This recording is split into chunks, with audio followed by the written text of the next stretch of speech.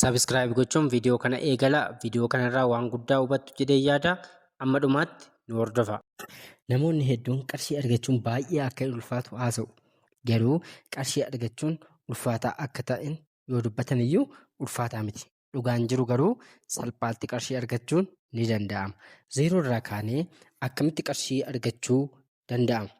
Isa jedhu poointii sadan tokko isinitti himaa. Inni sadaffaan isa ijoodha. Kanaafuu obsaan nu eegaa.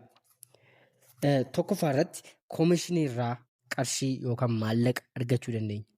Akkamitti koomishinii irraa argachuu dandeenya kan jedhu namoota meeshaalee ta'ee wantoota naannoo keenyatti argaman walirraa bitanii fi gurguran jidduudhaa argachuun ni danda'ama.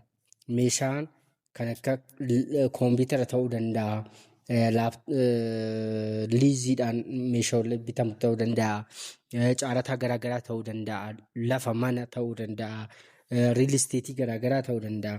Innaa wantoota kanarraa koomishinii argachuun ni danda'ama. Inni lammaffaan meeshaa mana keessa jiru dirqama ta'anii nama hin barbaachisne akka dirqamaatti kan nama hin barbaachisne baasanii gurguruudhaan hojii eegaluun ni danda'ama. Fakkeenyaaf firiijiin dirqama miti, soofaan dirqama miti, televizyiiniin dirqama miti. Wantoota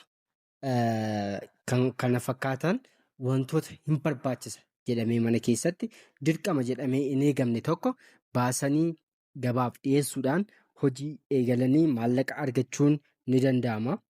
Sadaffaa fi isa dhumaa meeshaa namoonni naannoo keenya jiran barbaadan sooshaal miidiyaatti baasnee beeksisuudhaan sooshaal miidiyaa keenya irratti ni gurgurama jennee beeksisuudhaan meeshaa sana eega namni argee jaallatee booda ordarii fudhannee yookaan ajaja fudhannee ajaja isaan nuuf kennan sanarraan kaanee maallaqa akka isaan galchan eega goonee booda maallaqa saniin meeshaa san binnee bu'aa meeshaa sanirraa argamu argachuudhaan maallaqa argachuun ni danda'ama jechuudha.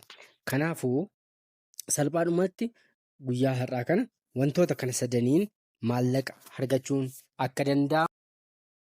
Maloota amma baranne kanaan akkamitti milkaa'insi akka dhufu kutaa itti aanutti kan isiniif keenyu ta'a. Yuutuubii keenya sabiskiraayib godhaa, seenaa ilaalaa isiniin jenna.